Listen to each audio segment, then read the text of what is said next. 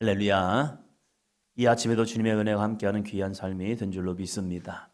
우리가 새벽에 깨어 주님 앞에 나왔다는 것만으로도 우리는 하루의 승리자가 되었습니다.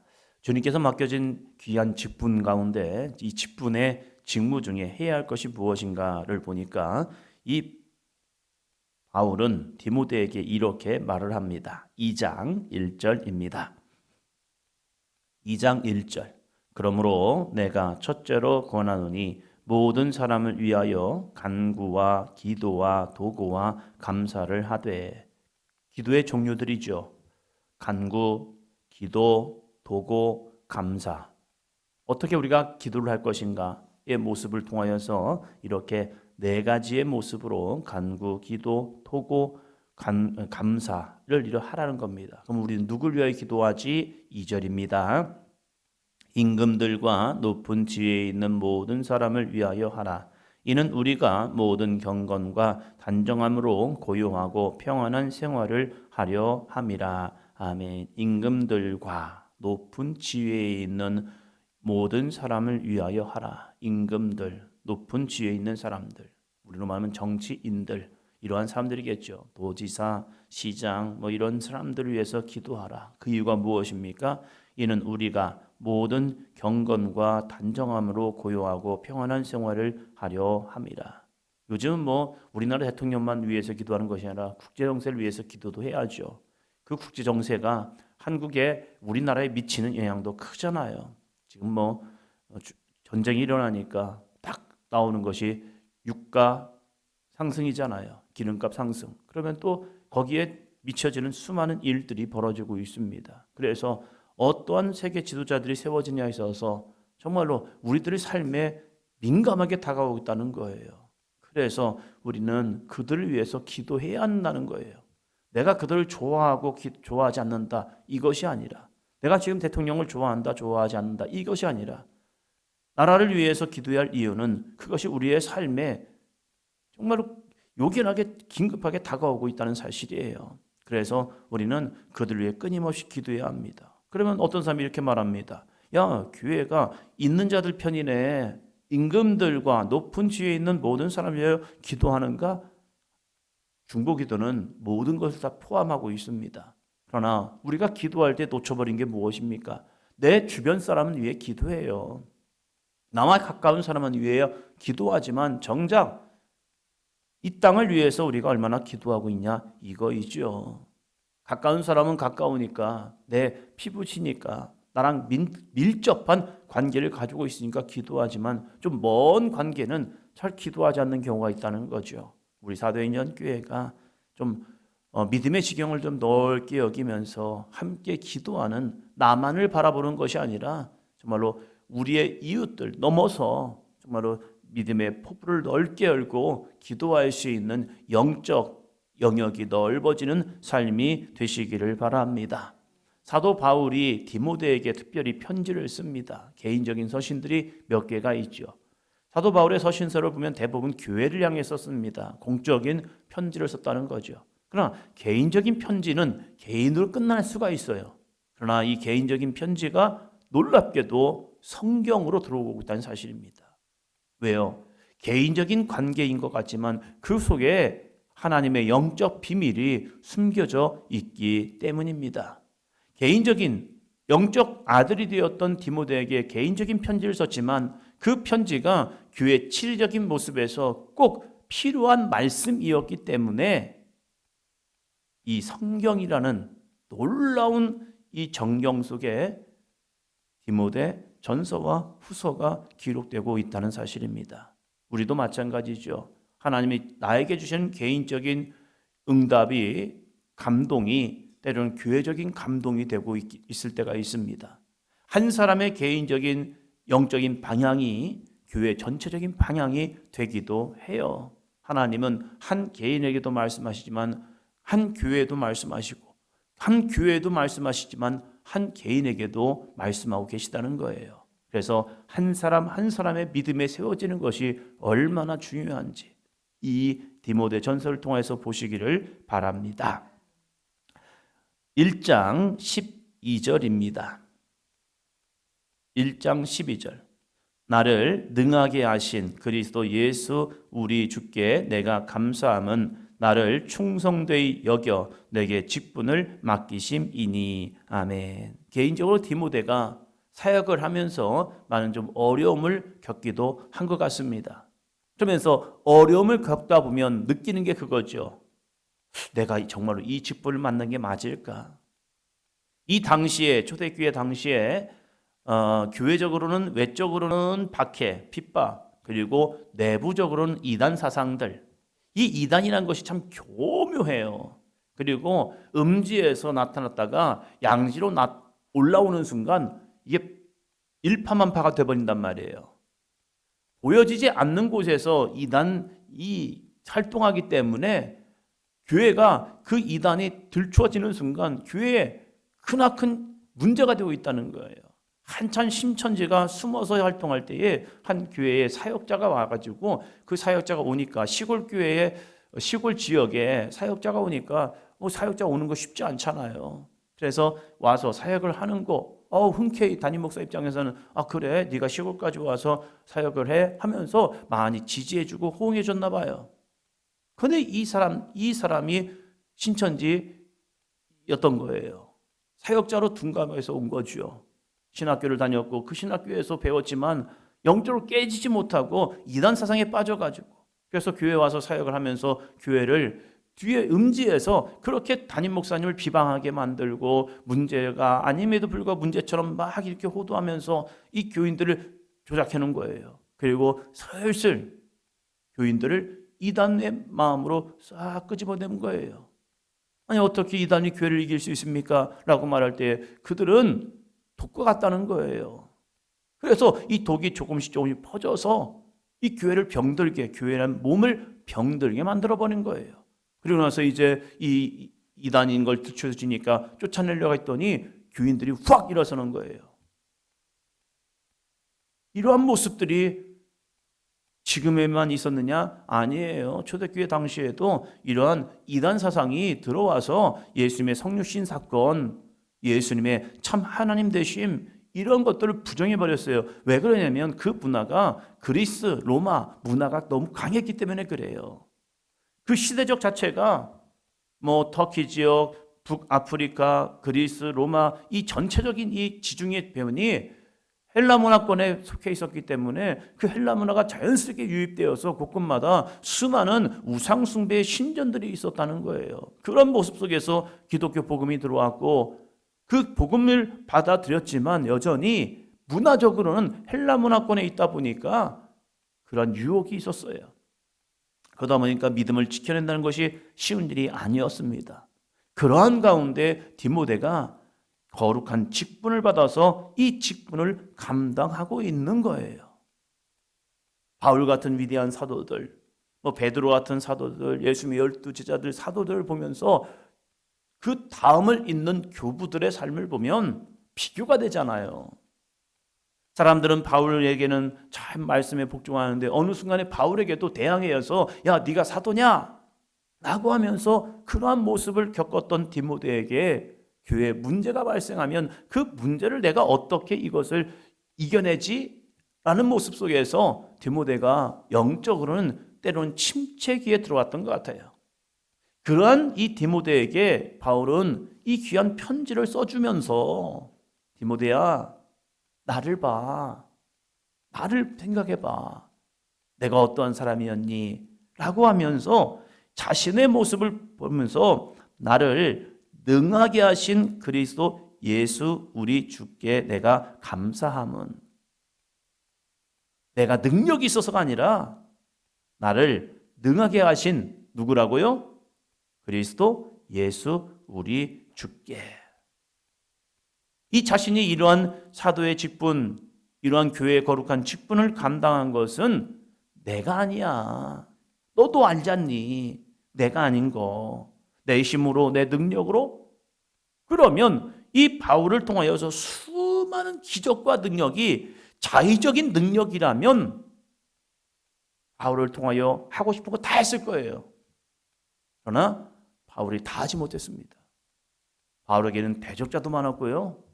그것이 외부적 대적자가 있는 반면에 내부적 대적자도 있었어요.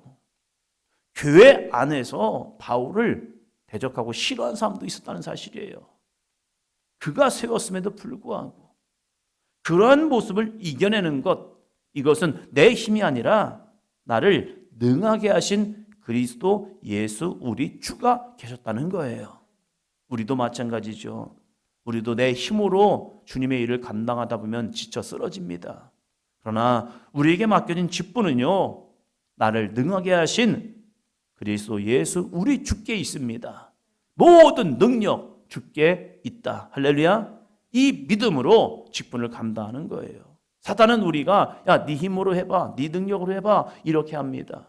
그리고 마지막 그 앞에 서서 나 지쳤어요. 나 너무 어려워요. 힘들어요.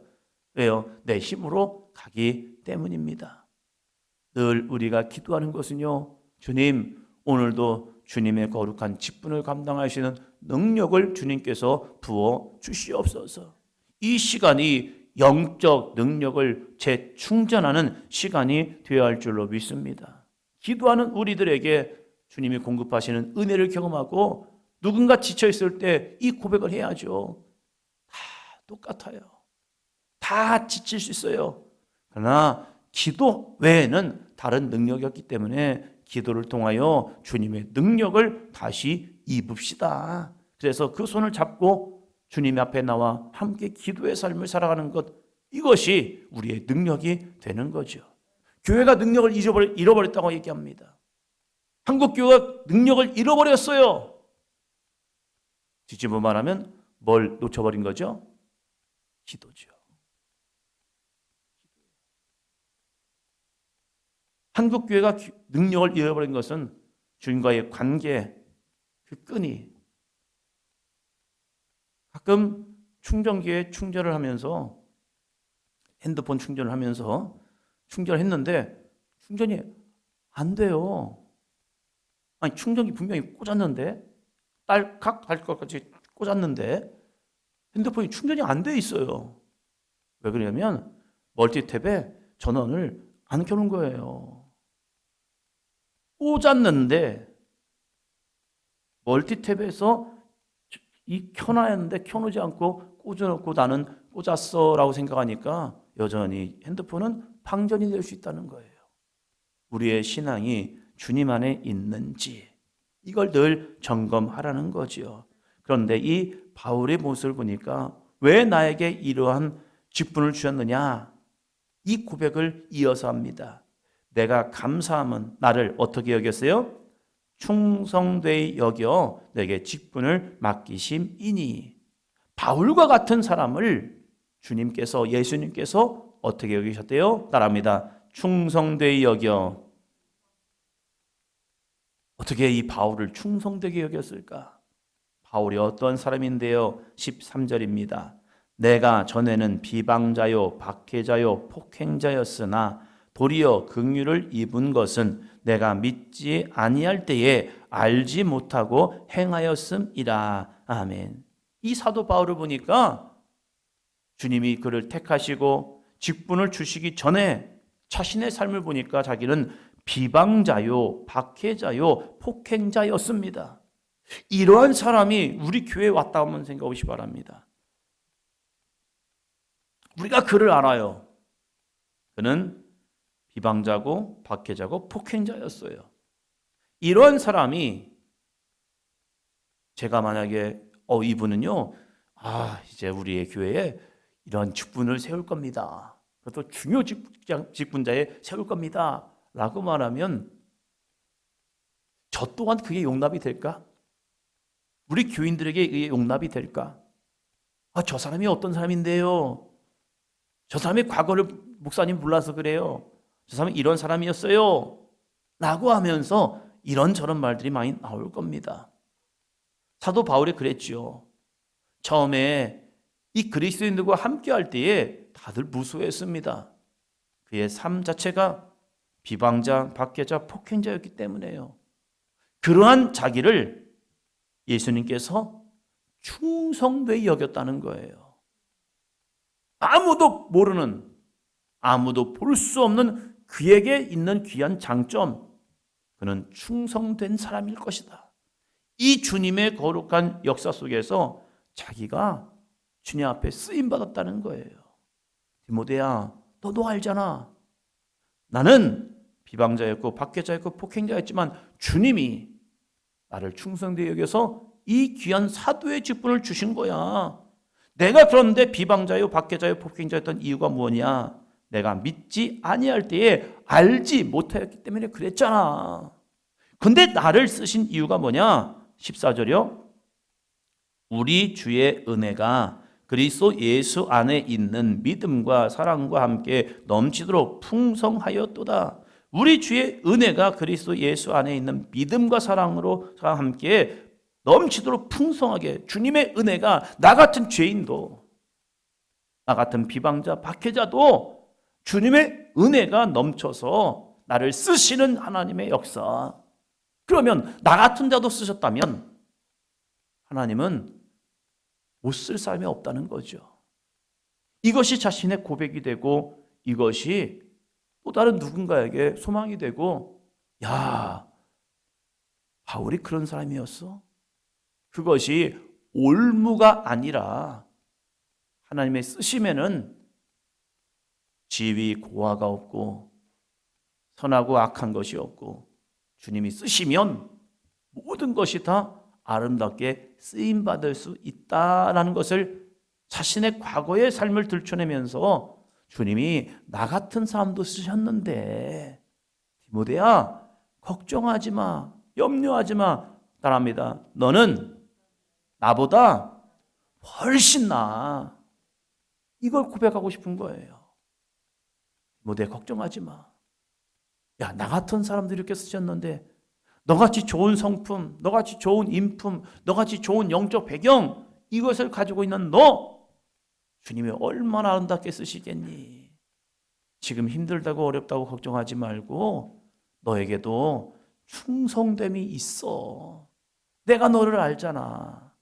너에게 나보다 더 아름다운 충성됨이 있어. 인품도 있고 열정도 있고 믿음의 배경도 있고, 그래서 너는 귀하게 쓰임받을 거야. 디모데 걱정하지 마 하면서 이 거룩한 직분을 감당할 수 있도록 독려하고 격려하고 힘을 복돋아 주고 있습니다.